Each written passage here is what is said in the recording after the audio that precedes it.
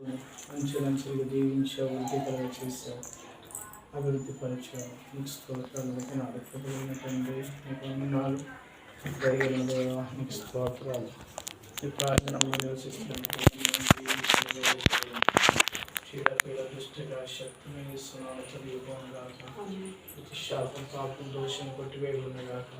ఇప్పుడు ప్రార్థనలు ఏకీపించిన ప్రతి బిడ్డను దర్శించి ఆరోగ్యకరంగా మార్చుదాం. మీ నామానికి మహిమ వచ్చినట్టుగా, ఈ కుటుంబానికి దీవెన వచ్చినట్టుగా ప్రభు అందరికీ మీ వెలుగులో నడుచడానికి సాయం చేయండి.